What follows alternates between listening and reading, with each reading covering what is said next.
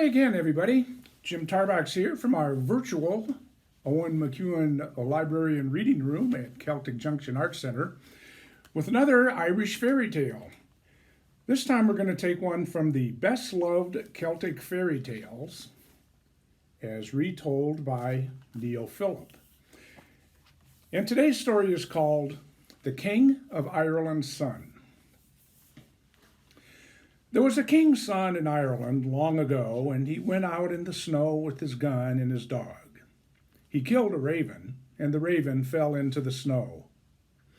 I will never eat 2 meals at one table or sleep 2 nights in one house until I find a woman whose hair is as black as the raven's wing, whose skin is as white as the snow, and whose cheek is as red as the raven's blood, he swore.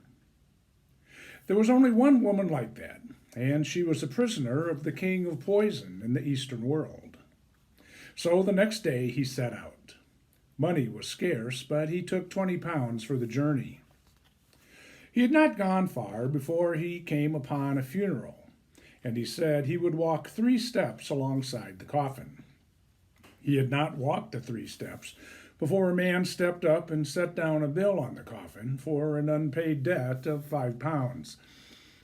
The dead man's son and daughters started weeping and wailing, because it was the law in Ireland in those days that even a dead man must pay his debts before he could be buried.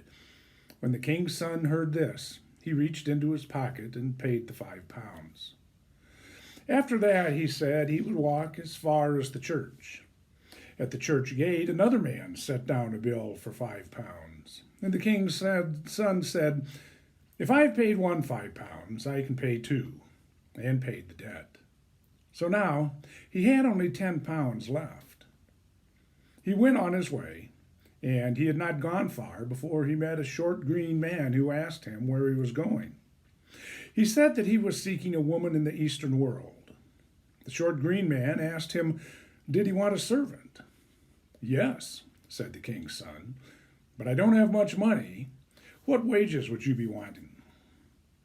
"The first kiss from your bride, if you should win her," said the short green man, and the king's son agreed to that.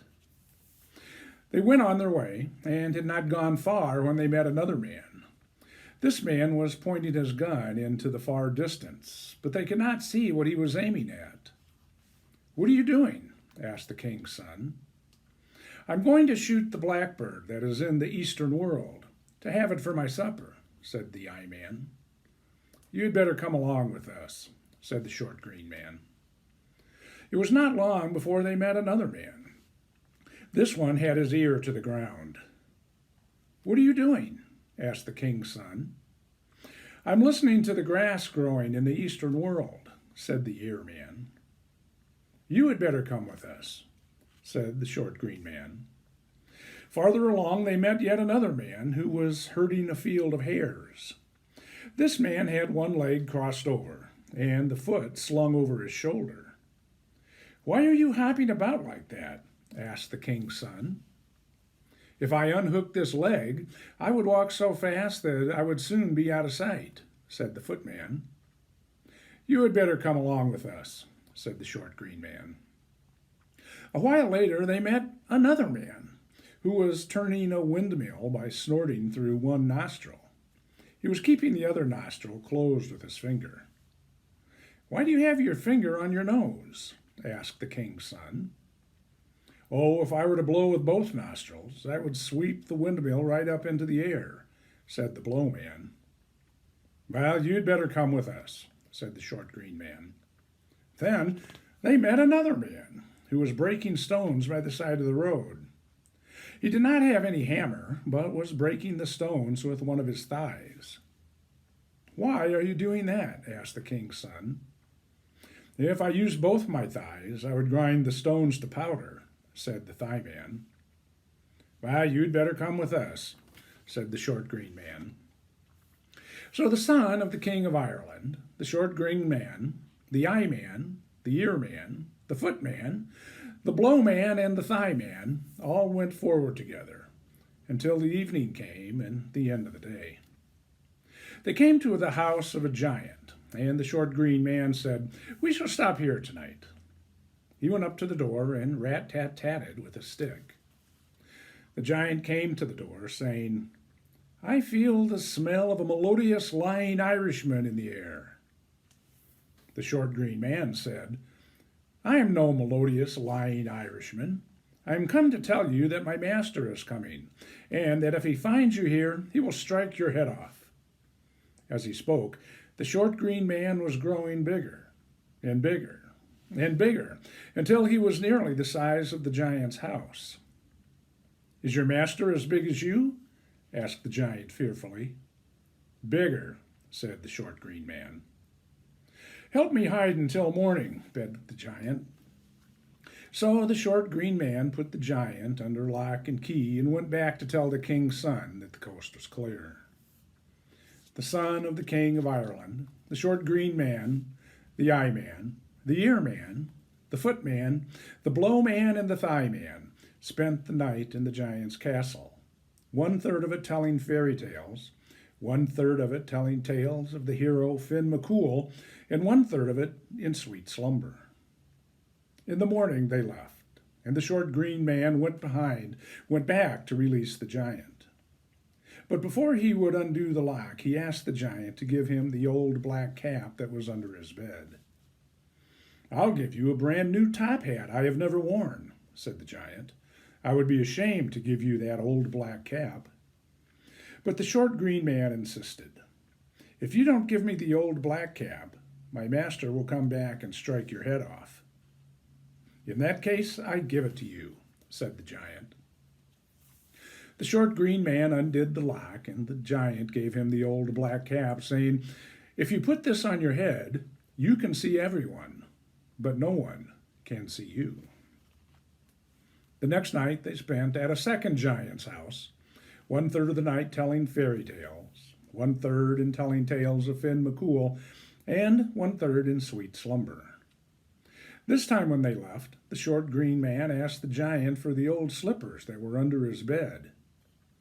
The giant offered him a pair of new boots, but he insisted, and the giant told him, "If you put on these old slippers and say, 'Hie over,' they will take you anywhere you want."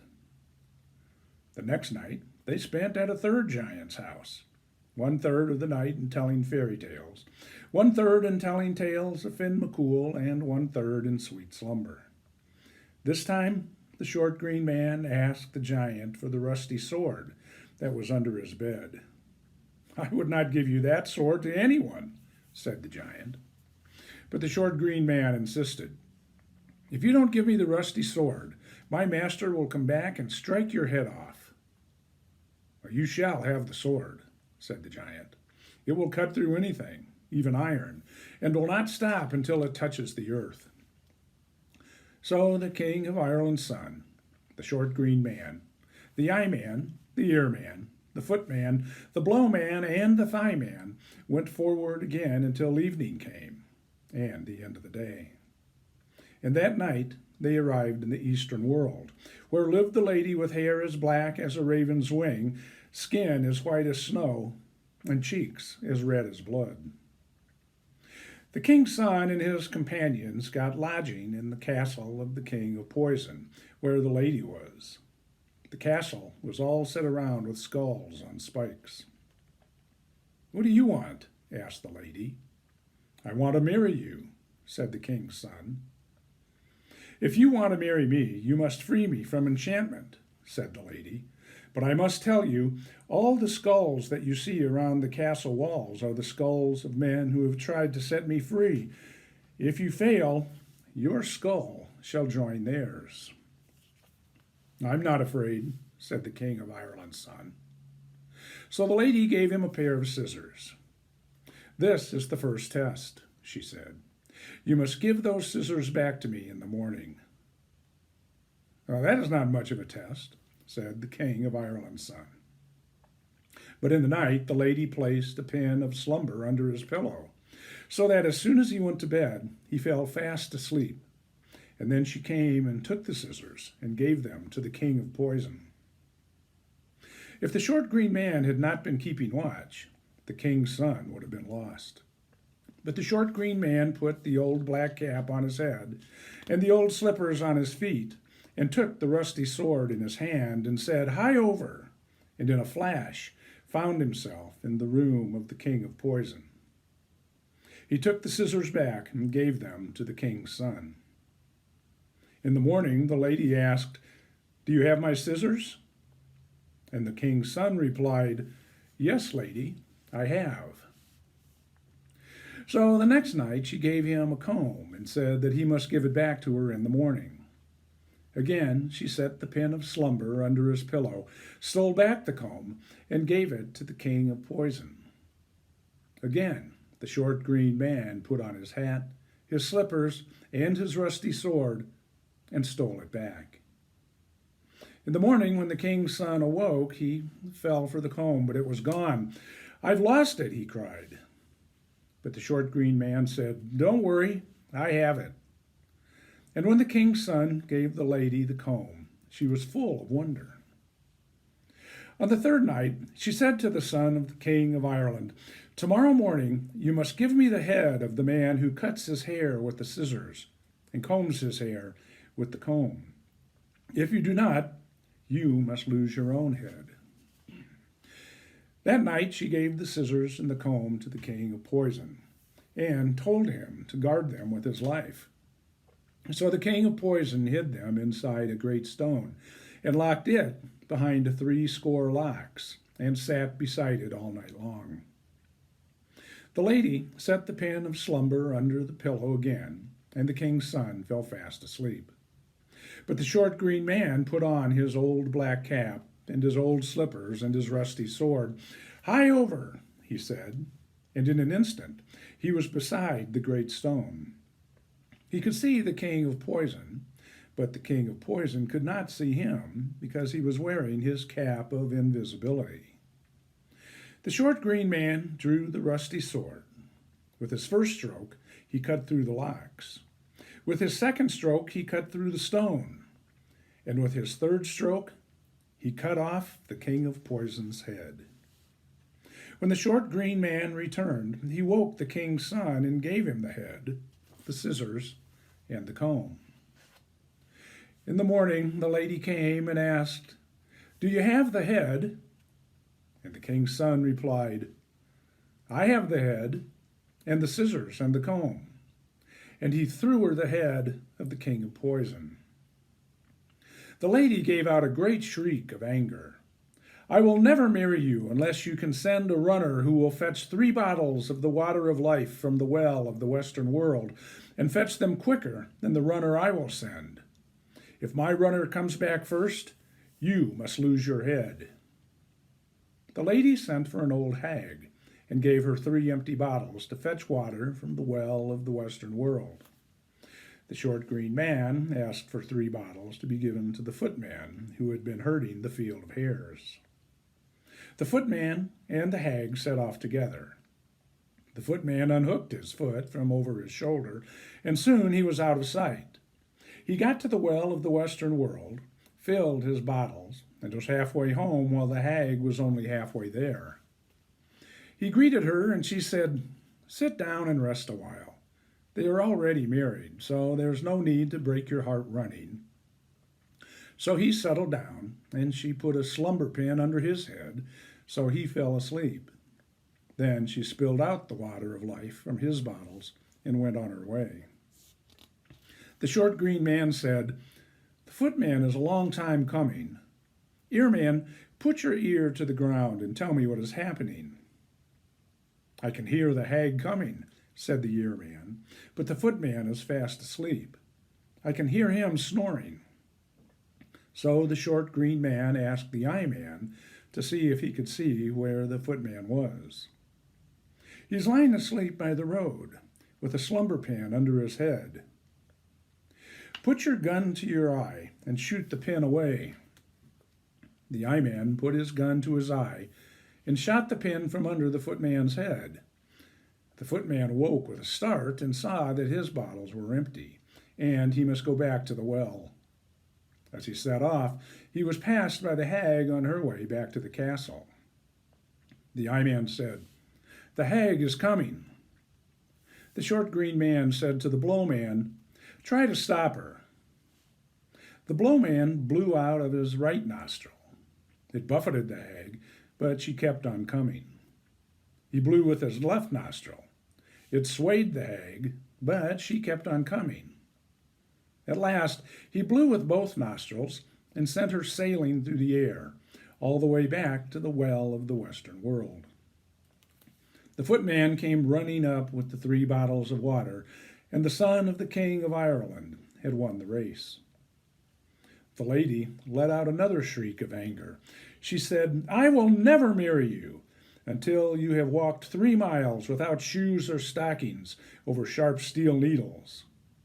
And she had sharp needles set point up over a road 3 miles long. The short green man said to the thigh man, "Go and blunt those." The thigh man went along them with 1 thigh and reduced them to stumps. He went along them again with 2 thighs and reduced them to powder. And the king of Ireland's son walked along the road as free and easy as a fine young lad on a country stroll. So he had won his wife with hair as black as a raven's wing, skin as white as snow, and cheeks as red as blood. They were married then, and the short green man said, "Don't forget, I am to have the first kiss." So the short green man kissed the bride, and all the poisonous serpents that the king of poison had put in her with his spells came out of her mouth. If the king's son had kissed her, he would have been bitten to death.